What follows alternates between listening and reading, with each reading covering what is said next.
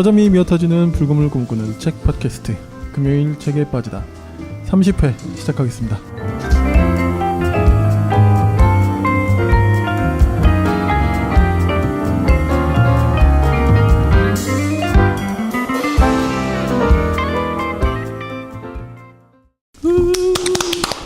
야, 저희가 벌써 30회네요. 와, 진짜 30회나 됐어요? 이벤트라도 해야 되는 거 아닌가? 대박. 30권을 그래도 네. 이 정도면 거의 뭐 30회, 네, 30회 팟캐스트가 된 네, 저희 금책바. 이 자리에 그래서 특별 30여 분이 오셨으면 좋았을 텐데. 저희 뭐 항상 셋이서. 네. 아, 소개해 주시죠. 네, 책을 홍보하는 일을 하는 용도사입니다. 네, 책을 만드는 일을 하고 있는 윤희입니다. 네, 저는 팟캐스트 제작하는 불곰 PD입니다. 반갑습니다. 반갑습니다. 아, 저희 막 파티도 좀 하고 그래야 되는데 30회인데 그래도 그렇죠? 그냥 조촐하게 좀 이제 네, 좀 하시죠. 네. 네. 아무튼 뭐 두 분도 이게 또 직장생활 하시는 가운데 고생 많으시는데 300회가 되는 그날까지 가능할까? 가능할까요? 네. 꾸준히 하고 싶어요. 제가 정말 하고 싶어서 네. 그 퇴근 후에도 이렇게 만나서 이렇게 얘기를 하는 게 사실 좋기 때문에 하는 거라서 저는 네. 웬만하면 함께 하고 싶은 게 300회까지 그 이후라도 구두계약 이 정도면 구두계약 맺은 겁니까? 그러면 종신계약. 네. 네. 꾸준하게 그만큼 책을 읽는 게 어려워서 저는 이 모임을 통해서라도 이 팟캐스트를 통해서라도 계속적으로 좀 소통하는 어떤 통로가 마련되었으면 하는 생각이 컸던 것 같아요. 그렇죠. 예. 또 소통하니까 또 좀 댓글도 좀 남겨주시면 요즘 좀 뜸해요 또. 네. 그러게요. 왜 댓글 좀 안 남겨주세요. 좀 남겨주세요. 네, 한번 또 구걸을 해야 네, 또 한 두세 분 남겨주시더라고요. 이제 댓글 올라온 거 제가 무조건 캡처해서 여기서 소개를 해야 되겠어요. 그래야 될 것 같아요. 처음에 좀 하다가 이제 말하는데 저희가 또 적극 소개해드리니까 또 책에 대한 독서에 대한 또 에피소드 이런 것도 좋으니까요. 지루한 평일지 찾아온 불금 그동안 못 읽은 책을 읽자고 결국에 남는 건 마음의 양식 그리고 전보다 성숙한 당신 금요일 책에 빠지다. 네, 오늘 저희가 다룰 책은요 제가 골랐습니다. 오늘 30회 아니, 의미를 부여하는 건 아니고요. 네. 오늘 저희가 나눌 책은 홍성수 숙명여대 법학부 교수님이시고요. 이분이 쓰신 말이 칼이 될 때라는 책으로 오늘 함께 이야기 나눠보려고 합니다. 일단 이 홍성수 교수님을 제가 좀 소개를 간단하게 해드릴게요. 이분이 2009년부터 숙명여대 법학부에 발음이 되게 어렵네요. 법학부 네 법대 교수님이죠. 그러니까 쉽게 말하면 그러네요. 발음이 안 되네 진짜. 네. 법학부. 법철학과 법사회학 어려운 학문 하셨네요. 아, 우리 윤희님이 네. 발음이 어려운데? 법학 박사가 지금 박사. 오, 있는데? 네. 네. 네. 그래서 이분 이제 고려대 출신이시고 뭐 런던 정경대 뭐 이런 데서 국가인권기구에 대한 법사회학 국가인권기구에 대한 법사회학적 연구 이런 걸로 박사학위를 받으셨다고 하네요. 그 외에도 뭐 스페인의 어디 옥스퍼드 뭐 런던대 이런 데서 연구를 하셨고요. 이분이 그러니까 인권, 법 이런 쪽에 굉장히 그러네요. 연구를 많이 하신 분인 것 같아요. 근데 이제 책 내용에도 보면 사실 혐오 표현에 대한 이 규제가 이제 이 책의 어떤 핵심인데 자신은 사실 규제론자는 아니었대요. 원래는. 근데 이제 이 우리나라 환경 속에 어떤 그 연구 이 혐오 표현에 대한 연구 뭐랄까 프로젝트 뭐 그런 거겠죠. 이런 거 이제 참여를 하시게 됐는데 거기서 좀 이런저런 교류를 나누면서 생각이 좀 바뀌었다 그런 이야기도 하시더라고요. 자기는 약간 좀 규제로 뭔가 이렇게 하는 게 좀 심드렁했는데 내가 너무 몰랐구나 뭐 이런 생각도 드셨다고 하고 네 아무튼 이제 지금은 이제 뭐 거의 이쪽 방면 어떤 혐오 표현 인권 이쪽으로 굉장히 이제 거의 뭐 대표적인 법학자가 되신 것 같고 첫 책이신가요?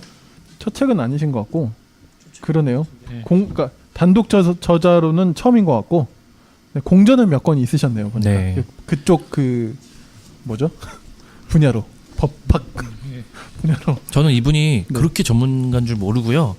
페북에 이렇게 많이 보이시길래 몇 년 전부터 팔로잉을 이제 해놓고 네. 아 그러시구나 이렇게 하고 잘 보고 있었는데 한 권 책이 나오고 보니까 이제 완전 전문가시더라고요. 네, 그렇죠. 예. 저도 약간 그 생각나는 게 있는데 저도 이분하고 패친이거든요. 패친 있어요. 저는 네. 팔로우만 하는데. 근데 저 뭐 못 모르고 막 페이스북 할 때 네, 초기에. 유명하면 막 이제 막 네. 친구 신청하고 막 이랬는데 이분이 정말 저는 인상이 깊었던 게 뭐냐면 이분이 저를 알 리가 없잖아요. 네. 그래서 제가 이제 친구 신청을 했는데 받아주시고 이분이 저한테 쪽지를 남기시는 거예요. 그 친구 신청해줘서 고맙다. 좋은 소통을 하자. 저는 그러니까 이제 약간 네임드라고 해야 될까요? 그런 사람들을 가끔 이제 페이스북 친구를 신청하면 이제 받아주는데, 그러니까 수락해주는 케이스는 많은데 이렇게 직접 자기가 쪽지를 보낸 분은 이분이 거의 처음이자 마지막이었거든요. 되려 제가 당황해가지고 부끄러워가지고 막 답장도 못 보내고 그랬었는데 이 시간을 들어서 네, 홍성수 교수님 죄송합니다. 제가 일부러 안 보낸 건 아니고요. 네. 교수님이 이 방송을 들으실 수 있으면 좋겠습니다. 사랑합니다 교수님. 태그. 우리 막상 또 그러다 태그 안 하잖아요. 우리 그죠? 네 맞아요. 네 어쨌든 약간 사적인 이야기인데 그렇게 좀 인상 깊은. 네. 제목이 딱 그 제목이 되게 좋은 것 같다. 제목을 되게 신경 많이 쓴 것 같죠, 그렇죠? 네 말이 칼이 될 때 이게 네. 이 책이 어떤 얘기를 하려고 하는지가 너무나도 확 이렇게 잘. 그렇죠. 이게 딱 어떤 책이다, 딱 그냥 감이 오게 네. 하는 진짜 말이 칼이 되는 시대잖아요. 그런 제목이었습니다. 그러니까 이게 지금 이제 우리나라가 이제 점점 이 혐오 표현에 대해서 굉장히 뜨거운 나라가 됐잖아요. 먼저 대표적으로 이제 일베 같은 애들이 이제 나타나고 이게 보니까 이 책이 제가 읽어보니까 이 한국 사회에서 다룰 수 있는 다뤄야 하는 혐오 표현에 대한 모든 것이 사실 다 들어있다는 생각이 좀 저는 들었고 그런 면에서 약간 좀 그런 교과서 같은 느낌 그리고 또 되게 쉽게 쓰셨어요. 그래서 어렵지 않게 읽으실 수 있고 왜 그런 거 있잖아요. 모르면 외워라 막 그런 거 있잖아요. 그런 이야기를 하고 싶을 정도로 이 책을 보면 차라리 모르겠으면 그냥 이 책 보고 몇 군데 좀 외우면 좋겠어요. 그런 생각이 들 만큼 우리 일베 아이들. 네. 그러면 네. 이 저자가 말하는 혐오 표현이 뭔가요? 이게 보면 혐오 표현에서 이제 딱 그러니까 제가 생각했을 때 그 중요한 것은 한 가지인 것 같아요. 대상자가 소수자이냐 아니냐. 그게 아주 중요합니다.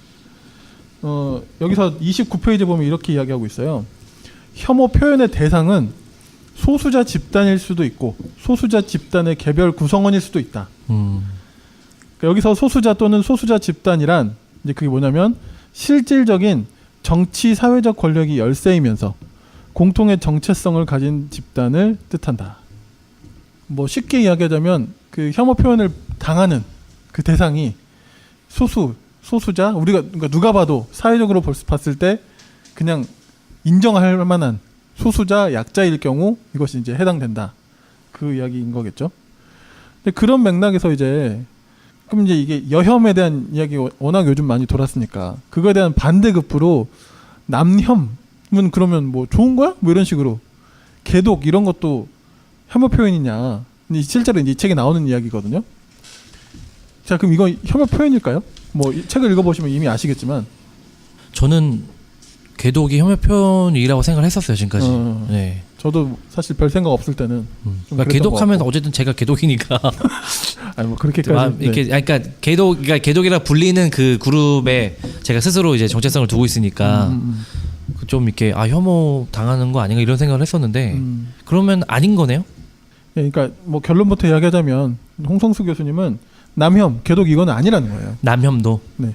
특히 이제 우리나라 일단 그거 안에서는 남혐은 그러니까 이제 이게 그런 거잖아요. 여성 혐오 표현을 했을 때 받는 여성들이 받는 충격과 어떤 남혐의 표현을 들었을 때 남자가 받는 충격이 너무 차이가 나지 않냐 이거예요. 저도 이제 거기서 좀 수긍이 되더라고요.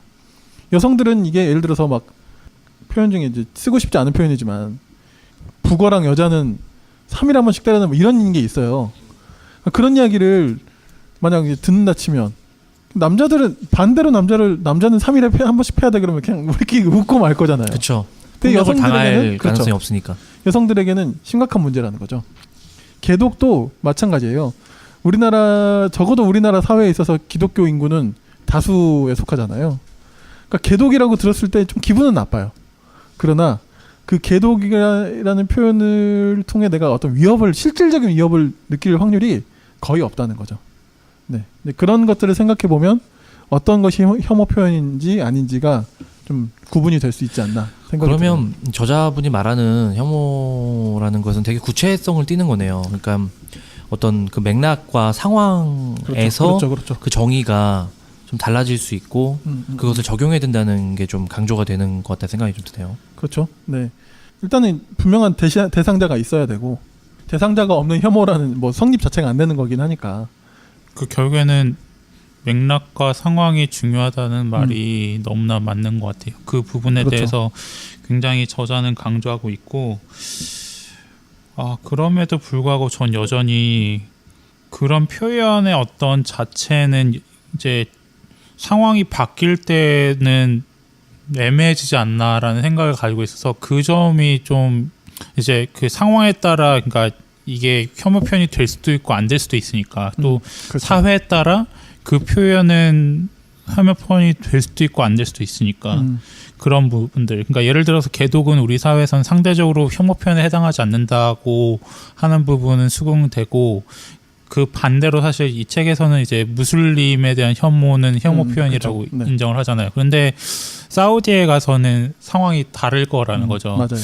그러니까 결국에는 중요한 건 그 사회가 차별받아온 사람들이 어떤 사람들이었냐, 약자가 누구였냐, 그리고 어떤 이들이 핍박받아 왔냐를 고려하지 않을 수 없고, 그러니까 그 표현은 절대적으로는 혐오 표현이다 아니다를 판단할 수 없는 거잖아요. 결국에는 상대적인 거고 관계적인 거기 때문에 그 부분에 있어서 이제 그 맥락을 짚지 못하고 얘기한다면 사실은 진짜 함부로 얘기할 수 없는 표현의 자유가 위축될 수밖에 없지 않나라는 생각도 들기도 하고, 그러니까 결국에는 이게 그래서 이제 나중에 표현의 자유에 대한 어떤 진보적인 입장과 보수적인 입장을 이제 대비시킴으로써 이제 정말 우리 사회에서 그리고 우리가 인간으로서 지켜야 될 표현의 자유의 범위 그리고 표현의 자유의 한계에 대해서 좀 생각해 보게 되는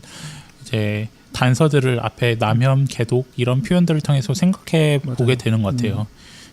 혐오 표현이잖아요. 사실 이게 어떤 폭력이 아니고, 그러니까 물리적인 폭력이 아닌 거잖아요. 그러니까 이분 저자께서도 그런 이야기를 하시는데 표현이라 하면 결국 언어적인 뭐 언어 폭력이라는 거죠. 쉽게 말하면. 근데 이제 이게 가해자와 자칫 이 가해자와 피해자를 구분하는 게 아까 해주셨던 대로. 상황에 따라 맥락에 따라 바뀔 수 있는 부분이 너무 크기 때문에 이런 성격이 워낙 크다 보니까 표현이라는 것 자체가 거기서 어떤 절대적인 뭐랄까요? 그러니까 이걸 규정짓는 것도 절대성이 없고, 근데 이제 이거를 그럼 우리가 이걸 그대로 내버려 둬야 되냐? 그렇지 않다. 뭔가 좀 이걸 막아야 되지 않느냐라고 했을 때도 이게 보통 문제가 아니라는 거예요. 그래서 어떤 얘기를 하냐면, 그럼 이거를 법으로 좀 세게 좀 처벌하자. 그런 주의가 당연히 나올 수 있는 거잖아요. 근데 이제 저도 이제 당연히 뭐 그런 혐오 표현을 하는 것들에 대해서는 그런 사람들에 대해서는 하면 좋겠다고 그렇게 생각을 하는데 이게 보통 쉬운 문제가 아니다라고 이야기하면서, 왜냐하면 법으로 처벌하려면 그러니까 가령 이런 이야기를 하더라고요. 5.18 희생자들에 대한 어떤 그런 혐오 표현이 많잖아요. 근데 예를 들어 뭐 홍어 뭐 이런 표현이 나왔다고 치면, 홍어라는 표현을 쓴 사람은 처벌받는 거는 알겠어요. 문제는 뭐냐면 그 홍어 표현이 아닌 또 다른 표현을 가져왔을 때 이게 또 다른 문제가 발생을 해버린다는 거예요. 그럼 법적인 규제가 그렇게 들어갈 때는, 그러면 오히려 그 법으로서 규제할 수 있는 범위가 오히려 축소돼 버리는 그런 아이러니가 발생한다. 그렇기 때문에 법으로 인한 규제, 그러니까 처벌이라고 했죠. 규제라기보다는 처벌은 굉장히 신중하게 생각해야 될 내용이다라는 이야기를 또 하시긴 하더라고요. 근데 저도 좀 공감이 됐고 그랬어요. 그러니까 이제 지금 얘기하신 맥락에서 표현의 자유가 저도 계속 이제 좀 걸리는 게 좀 있는데요. 그러니까 혐오 표현을 규제하고 안 하고의 문제, 그리고 혐오 표현으로 규정하고 안 하고의 문제가 엄청 복잡하고 그것을 그러니까 이런 이제 기초 가이드를 제시하고 기초적인 어떤 이제 그 바닥을 제공해서 그 논의를 이제 지금부터 심화시키는 거 되게 중요한 것 같은데 이와 함께 어떤 이 사회에 대한 아주 정밀한 분석과 그 언어가 실제로 어떤 효과와 어떤 파생을 일으키는지 그 언어가 어디까지 사회 안에서 흘러가는지를 같이 분석하고 이게 어떤 공동의 프로젝트로 같이 가면서 혐오 표현의 이것들이 그렇죠. 좀 돼야 되겠다는 생각이 이제 그냥 전 사실은 책을 이제 못 읽어서 이제 그냥 두 분이 하신 얘기를 들으면서 그런 생각들이 좀 드는 것 같아요. 이게 어떤 인권과 법, 철학의 어떤 한 전문가가 할 수 있는 건 전혀 아닌 저자가 그렇게 얘기하지는 않았겠지만 네. 좀 다양한 이 프로젝트와 이 사회에서 공감대가 나와서 같이 이 복잡한 이것들을 해 나가야 되는 문제가 아닌가 생각이 좀 드네요. 저는 사실 이 책을 읽으면서 표현의 자유에 대해서 좀 생각을 많이 했고 랩에 대해서 좀 생각을 해봤어요. 랩이요? 왜냐하면 이제 표현의 힙합 랩 이거 얘기하신 거예요? 예. 이어우 이거 얘기하신 이어우, 거예요? 예. 왜냐하면은 사실 표현의 자유라는 게 예, 끝난 줄 알았는데 방심했다. 미국에서 가장 중요한 거잖아요. 네네. 미국의 현실에서 이제 미국이 워낙 자유라는 가치를 굉장히 강조하는 나라고 그 중에 가장 핵심이 양심의 자유와 표현의 자유라고 생각이 들거든요. 특히 이제 미국의 현실을 보면 디스를 하면 디스로 맞받아치는 한국에선 사실 진짜 의미의 디스가 불가능하잖아요. 아무리 힙합계라 하더라도 예의를 따지고 체면을 따지고 이제 사실 나라가 좁다 보니까 한두 다리만 건너면 다 서로 아는 나라에서 무슨 디스가 가능할까?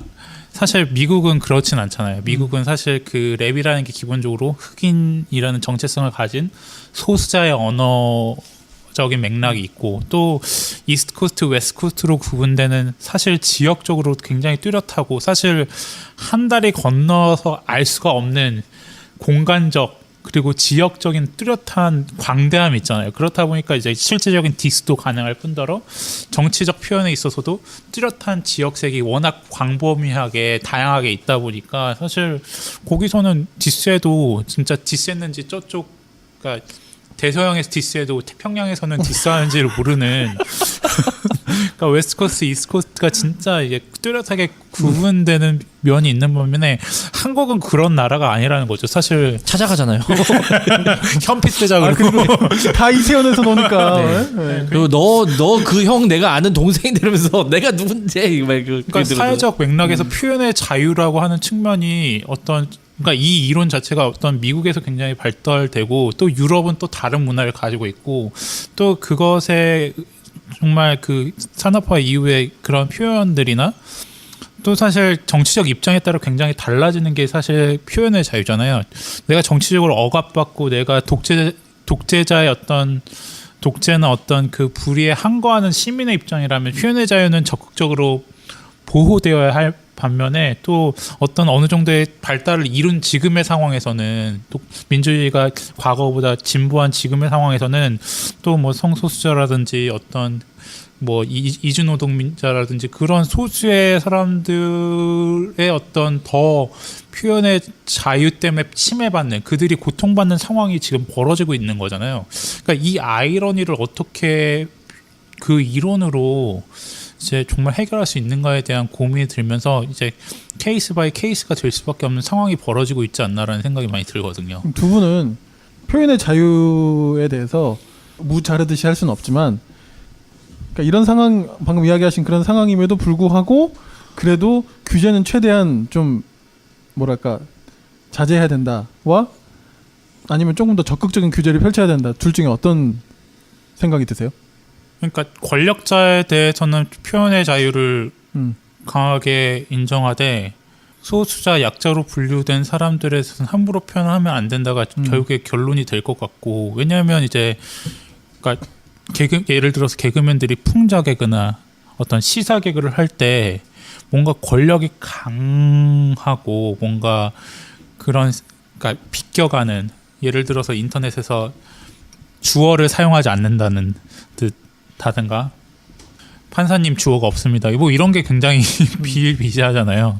그러니까 그런 식으로라도 뭐 비껴서라도 풍자적으로 이제 표현하는 것들에 대해서는 최대한 보호를 해주되 사실 어렵고 힘들고 정말 고난받고 그러니까 낮은 어떤 밑바닥의 어떤 하층을 구성하는 어떤 일반 국민들은 그것 때문에 고통을 받는 사람들이 있기 때문에 그 맥락과 다양성을 어떻게 고민할까, 그거는 어쨌든 자명한 사실인데 사실 그게 약자인지 아니면 진짜 우리 사회의 어떤 보이지 않는 이익을 해야 하는 건지 일반 사람들마다 다 이게 입장과 견해와 생각들이 다르다 보니까 다 다르죠. 네. 그게 너무 어렵지 않나라는 생각이 그렇죠. 들어요. 저도 좀 비슷한 것 같고요. 네. 표현의 자유가 최대한 보장받을 수 있는 사회, 그러니까 혐오를 혐오할 수도 있어야 되잖아요. 그러니까 이제 물론 여기서 얘기하는 혐오는 이제 소수자를 해당하는 거긴 하지만 그 근본은 되게 민주주의나 이런 우리 현대 사회의 근본은 되게 표현의 자유로부터 시작된 거기 때문에 그게 좀 더 큰 맥락에서 지켜져야 되지 않나? 이제 법을 잘 모르는 그냥 사람으로서는 그런 생각이 좀 드는 것 같아요.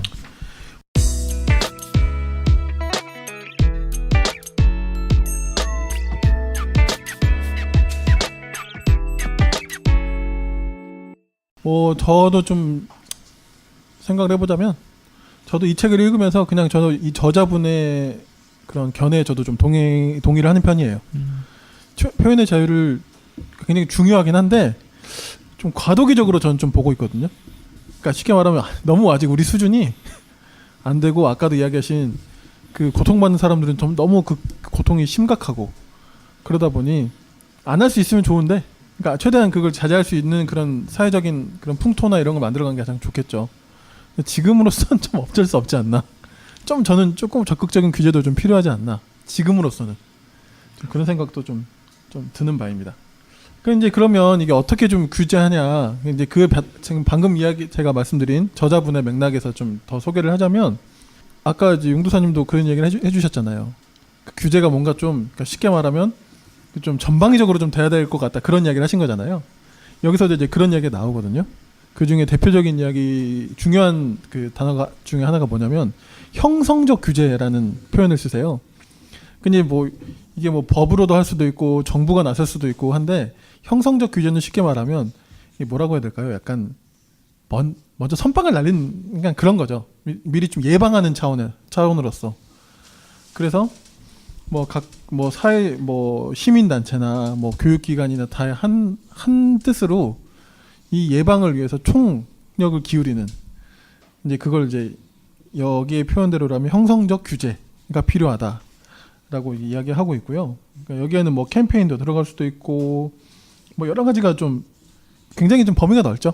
네. 근데 굉장히 중요한 이야기라고 생각이 좀 들고 이게 안 되니까 이제 규제가 좀 적극적인 규제도 어쩔 수 없지 않냐라는 이야기가 나온 거잖아요.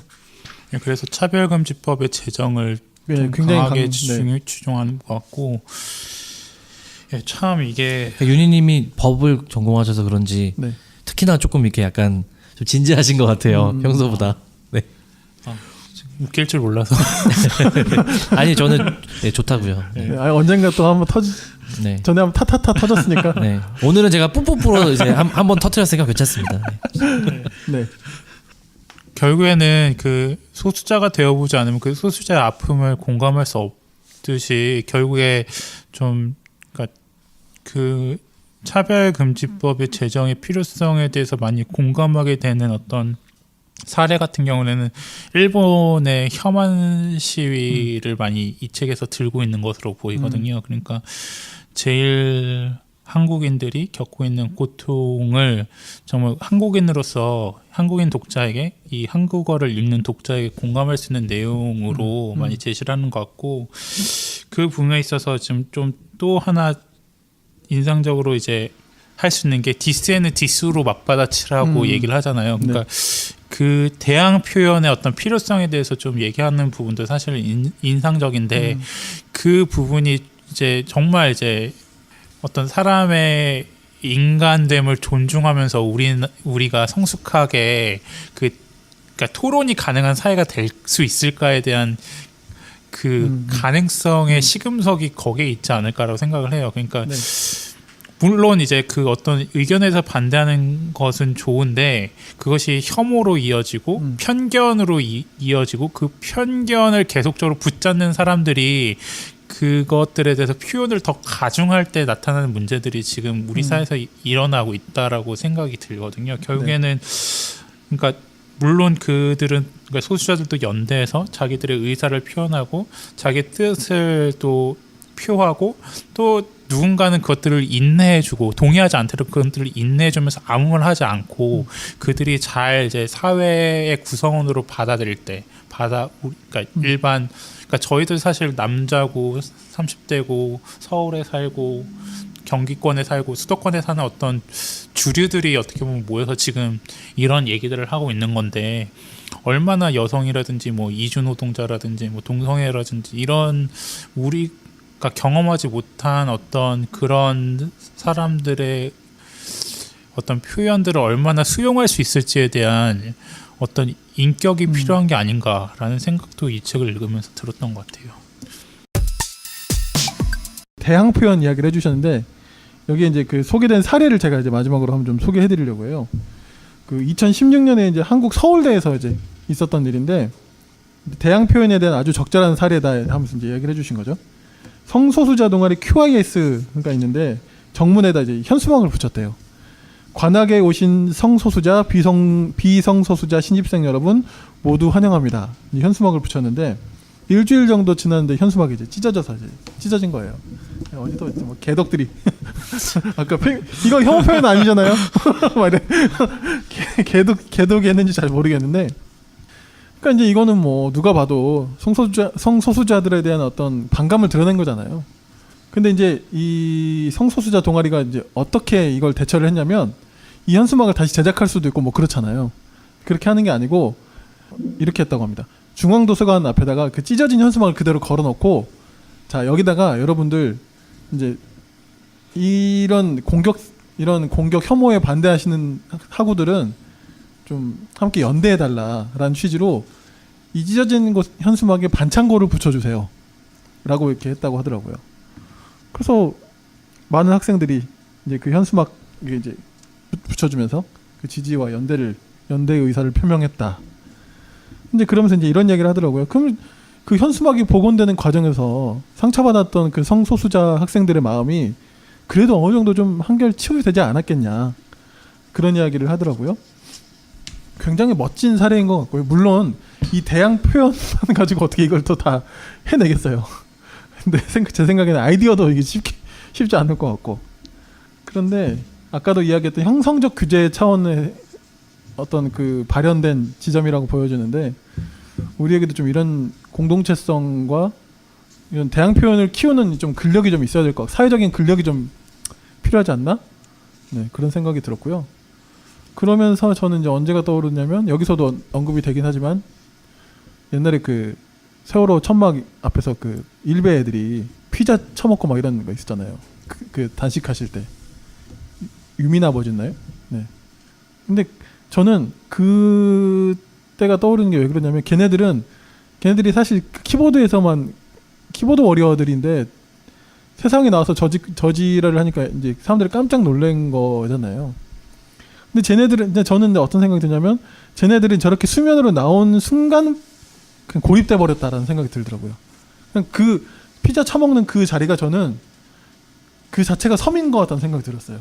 지들만의 섬.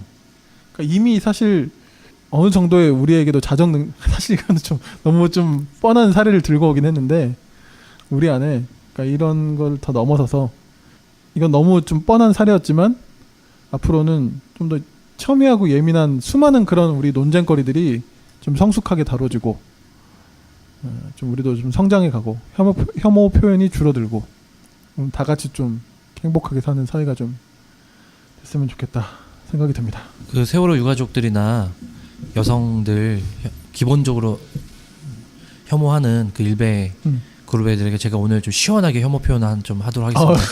좋다. 아무튼 네. 네, 저도 그냥 짧게 코멘트 그냥 두 가지 정도만 하고 싶은데요. 하나는 방금 얘기하신 거 그냥 이어서 그 대항 표현? 대항 표현. 그게 전 미러링이 되게 생각이 많이 났거든요.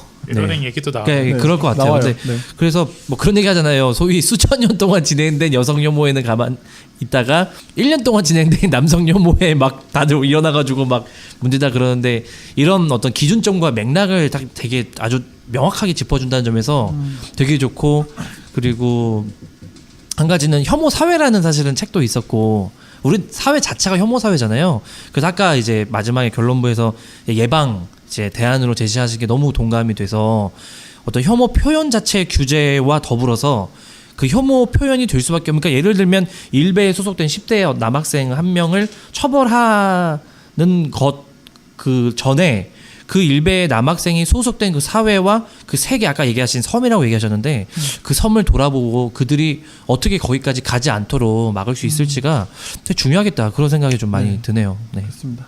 일베 하시는 분 없으시죠? 네. 저는 가끔 들어가요. 그 요즘은 좀못 모니터링 들어가는데. 하려고. 예. 아유 참. 저도 그러니까 이게 좀 아무래도 학자다 보니까 표현의 자유의 어떤 그 범위와 한계에 대해서 좀 많이 논한 책이 아닌가라는 생각이 들고, 이제 저는 그래서 미국의 역사에 대해서 좀 관심이 있는 게, 아까 전에 랩의 역사도 마찬가지고 그래서 관심이 있었고, 또 이게 그러니까 적극적인 어떤 우대 조치들이 그래서 이제 미국 판례 가운데 많이 등장하거든요. 결국에는 예를 들어서 뭐 흑인이 어떤 뭐 대학 입학에서 차별받고 있었기 때문에 흑인의 어떤 강제 쿼터를 통해서 이제 흑인이 많이 들어가게 되니까 백인이 역차별받았다고 막 이제 연방대법원에 막 항소하고 막 이런 일들이 이제 미국 사회에서 벌어지는 것들에 대해서 들어서 알고 있는데, 마찬가지인 것 같아요. 그러니까 기존의 기득권들이 기득권을 빼앗겼을 때 나타나는 반응들이 분명히 우리 사회에 나타날 거고, 그것들이 이제 뭐 이제 남성도 그렇고 뭐 지역도 그렇고 뭐 다양하게 뭐 이성애자 동성애자 문제도 그렇고, 또 이제 앞으로 가서는 제가 방송에서도 얘기한 것 같은데, 이제 이주민이 훨씬 많이 일어날 거고, 이제 특히 농촌일수록 이제 이주민 여성분들의 자제들이 이제 다 꽉 잡게 될 거라는 저는 생각을 가지고 있기 때문에, 그런 부분에 대해서 정말 그 인종으로서 또 구분하는 그런 것들을 빨리 깨부시고, 저는 어쨌든 제가 주장하고 싶은 얘기는 단순하거든요. 사람 위에 사람 없고 사람 아래 사람 없는 거. 그러니까 정말 사람이라는 어떤 존재와 가치에 대해서 정말, 그러니까 자기가 뭐라도 되는 듯한 꼰대, 소위 말하면 꼰대라든지, 정말 그런 분들을 보면 사실 불편한 거잖아요. 그냥 사람과 사람의 얼굴을 맞대고 그냥 소탈하게 얘기할 수 있는, 그리고 내가 뭐라도 되는 게 아니라 정말 겸손한 사람으로 살아가는 그런 분들이 좀 더 행복하게 살아갈 수 있는 사회가 됐으면 좋겠다는 생각이 그냥 이 책을 읽으면서 들었던 것 같아요. 혐오 표현이 없어지는 한국 사회가 되는 그날까지 금책반을 열심히 약간 상관 있나? 네. 저희도 열심히 네, 좋은 책 많이 소개하면서, 이것도 중요한 일이겠죠, 그렇죠? 우리가 형성적 네, 규제 그런 차원에서 좋은 책 또 많이 소개하고 그래야겠네요. 네, 오늘 30회 저희 금책반, 오늘은 홍성수 교수님의 말이 칼이 될 때 같이 함께 이야기 나눠봤습니다. 두 분 오늘 수고 많으셨습니다. 수고하셨습니다. 수고하셨습니다. 감사합니다.